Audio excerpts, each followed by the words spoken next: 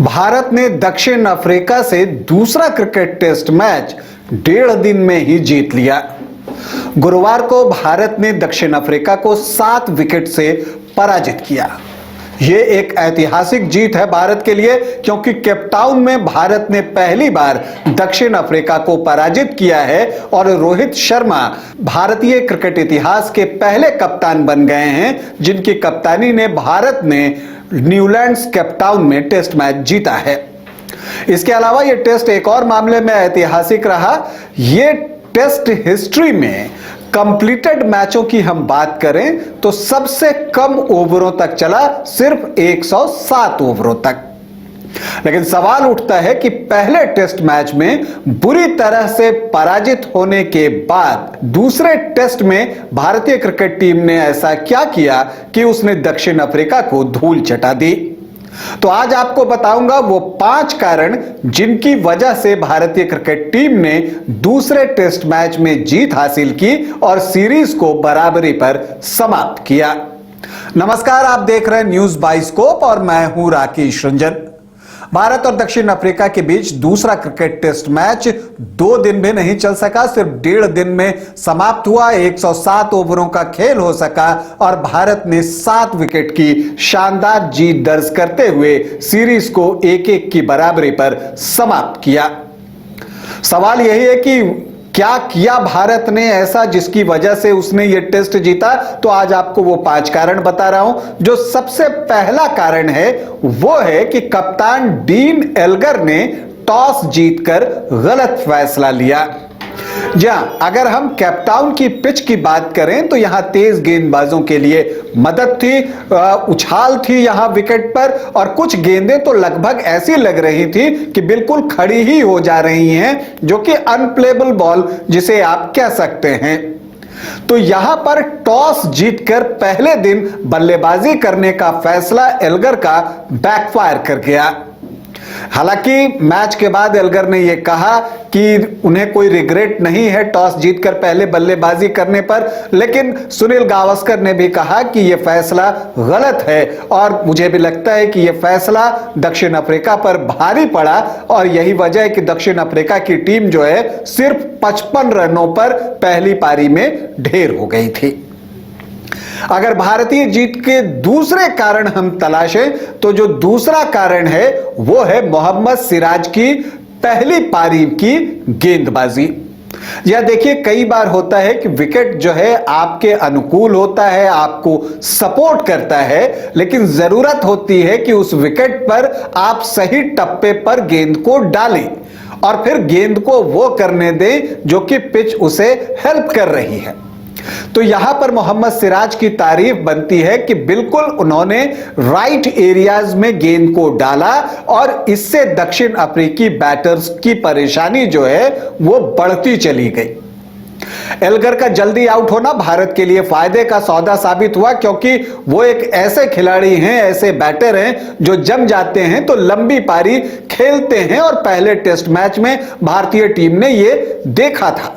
तो एल्गर की पीठ देखना चाहते थे भारतीय गेंदबाज और ये उन्हें जल्दी ही मिल गया। एल्गर सिर्फ 4 रन बनाकर आउट हुए और उसके बाद जो विकेटों का पतन शुरू हुआ तो रुका ही नहीं, सिर्फ 55 रनों पर दक्षिण अफ्रीका की पहली पारी ढेर हो गई। और किसकी वजह से हुई? मोहम्मद सिराज की शानदार सीम बॉलिंग की वजह से। तो इसलिए मोहम्मद सिराज की गेंदबाजी जो है वो महत्वपूर्ण रही और भारतीय जीत का कारण बनी, और यही वजह है कि मोहम्मद सिराज को प्लेयर ऑफ द मैच भी चुना गया। अब अगर हम तीसरी वजह की ओर जाएं तो देखिए, यूं तो भारत की बल्लेबाजी भी बहुत अच्छी नहीं रही, बल्कि आप कह सकते हैं कि निराशाजनक रही, और वो भी तब जब आप 153 पर 4 थे और फिर 153 पर ही आप ऑल आउट हो जाते हैं, मतलब बिना कोई रन जोड़े आपके 6 विकेट गिर जाते हैं। लेकिन बावजूद इसके जो शुरू के बैटर्स थे, चाहे आप रोहित शर्मा की बात कर लीजिए, शुभमन गिल की बात कर लीजिए और विराट कोहली की बात कर लीजिए, तो इन तीनों के एफर्ट से भारतीय टीम 153 रन तक पहुंच सकी। अब चूंकि दक्षिण अफ्रीका ने सिर्फ 55 रन बनाए थे तो 98 रनों की लीड जो है वो भारतीय टीम को मिल गई। और ऐसे विकेट पर जहां एक एक रन बनाना मुश्किल था, बल्कि एक एक गेंद झेलना मुश्किल था, उस पर 98 रनों की बढ़त बड़ी बढ़त होती है। और वो जो बड़ी बढ़त थी, अंततः आप कह सकते हैं कि निर्णायक साबित हुआ और भारत ने यह टेस्ट मैच 7 विकेट से जीत लिया।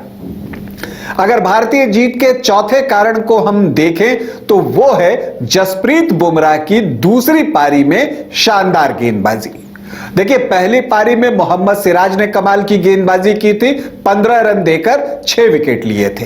तो दूसरी पारी में जसप्रीत बुमराह, जो कि अनुभवी खिलाड़ी हैं, उन्होंने पिच का फायदा उठाया। उन्हें पता था कि पिच अब पहली पारी जैसी नहीं रही है, तो इस पर किस तरह से गेंदबाजी करनी है राइट एरियाज में और विकेट निकालने हैं, बैटर्स को गेंद खेलने के लिए मजबूर करना है। यह काम उन्होंने किया और उन्हें विकेट जो है वो मिलते चले गए। और दूसरी पारी में विकेटों का सिक्सर जसप्रीत बुमराह ने लगाया, 6 विकेट लिए सिर्फ 61 रन देकर। इन सब के बीच मुकेश कुमार की गेंदबाजी भी अच्छी रही, दोनों पारियों में उन्होंने 2-2 विकेट लिए। तो जो भारतीय जीत की चौथी वजह है वो है जसप्रीत बुमराह की बॉलिंग। इसके अलावा अगर आप कहें तो जीत के लिए भारत को सिर्फ 79 रन चाहिए थे, लेकिन यह पिच ऐसी थी जहां कुछ भी हो सकता था।